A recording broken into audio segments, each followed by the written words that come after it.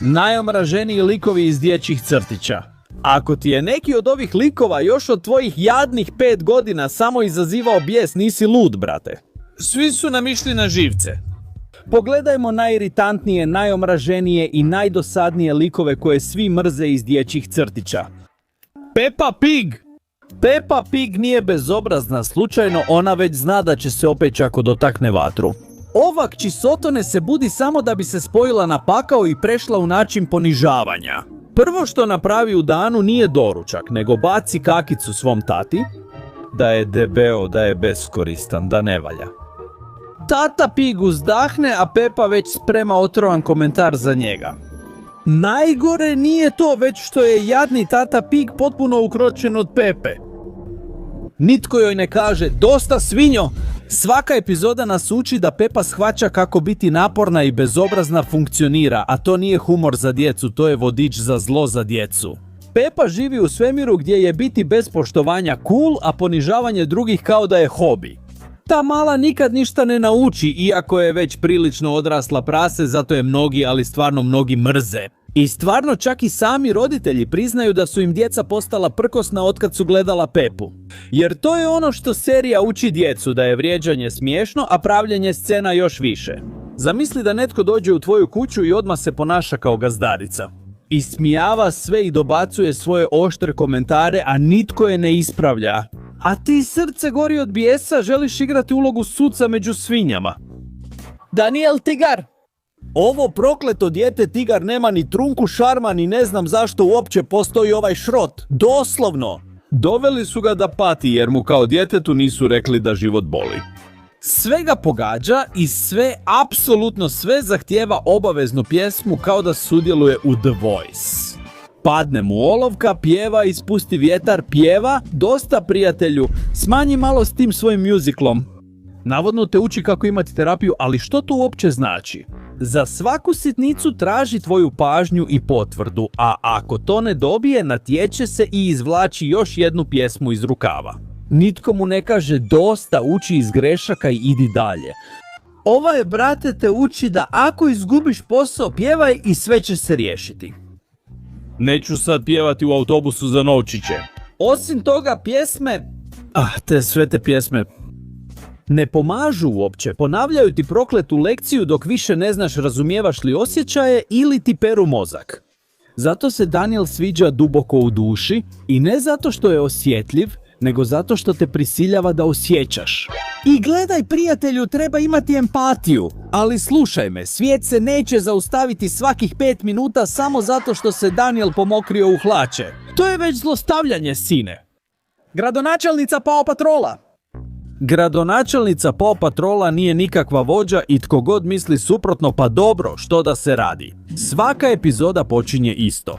Ona donese glupu odluku, selo se raspadne i onda zove štence da joj poprave nered.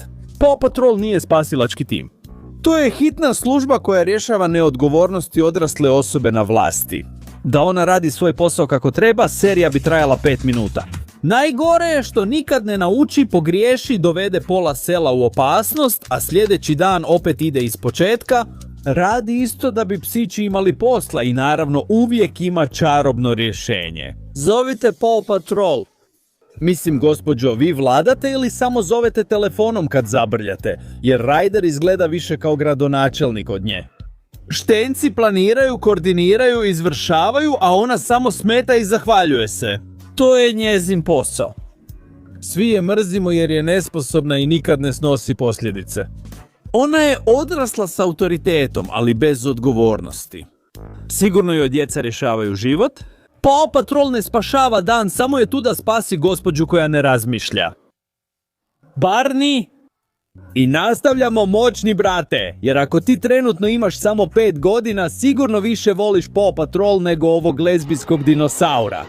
Barney nije sladak, sine. Ne znam tko je pomislio da je ovaj lik prikladan za dječju seriju.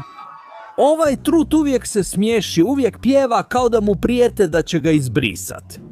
U svijetu gdje djeca griješe i stalno prave scene, Barney živi u balonu stalnih osmijeha. Zanima me otkud ovoj gušterici toliko dopamina. Lik nema problema, ne ljuti se na klince, ne griješi i ne sumnja.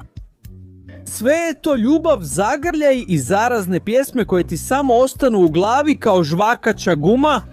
Ovaj dinosaur te ne uči kako rješavati probleme i biti dobar dečko, nego te uči da sve izbjegavaš s lažnim osmijehom. Osjećaš se loše? Pjevaj! Nešto je pošlo po zlu? Pjevaj! Život te boli? E pa daj sve od sebe i pjevaj, sine! Barney uopće ne sliči tvom prijatelju iz vrtića. Više liči na vođu demonskog kulta. Još jedno odijelo, nažalost uznemirujuće, ništa bolje im nije palo na pamet.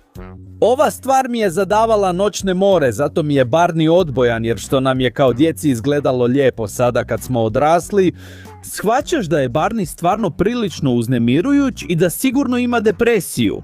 Barney ne predstavlja zdrave emocije, on predstavlja nemoguću fantaziju gdje je uvijek sve u redu. Barney te ne uči kako živjeti, on te uči kako imati uznemirujući osmijeh.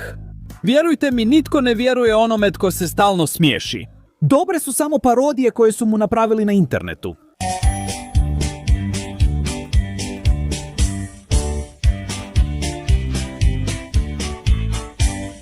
Dora je istraživačica.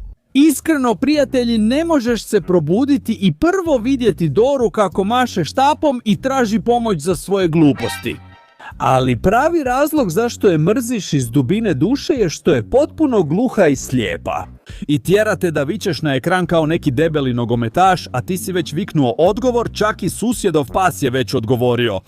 A Dora svejedno radi što god joj padne na pamet. Ponaša se prema tebi kao da imaš trajno oštećenje mozga. Dora sve ponavlja 3 put i zatim opet objasni kao da si zaboravio u zadnjih 8 sekundi. Ipak, nikad ne nauči ništa novo, svaka epizoda počinje kao da prvi put vidi tu jadnu kartu. Nema napretka, djeco, niti vam se u glavu ureže jedna riječ na engleskom. Svi se slažemo da Dora više izluđuje nego što uči engleski, kao da daje lekcije iz strpljenja. Ona se pretvara da te treba, ali te zapravo nikad ne sluša, zato je Dora antipatična. Sumnja u tvoju inteligenciju i tjera te da se osjećaš kao da pričaš zidu. Muffin! Muffin je pseći primjer onoga što se dogodi kad djetetu nikad, ali baš nikad ne kažu ne. Dolazi vičući, traži pažnju i pravi tisuće pravih đavolskih ispada. Svi joj daju što poželi samo da prestane dosađivati, a najgore je što to uvijek upali.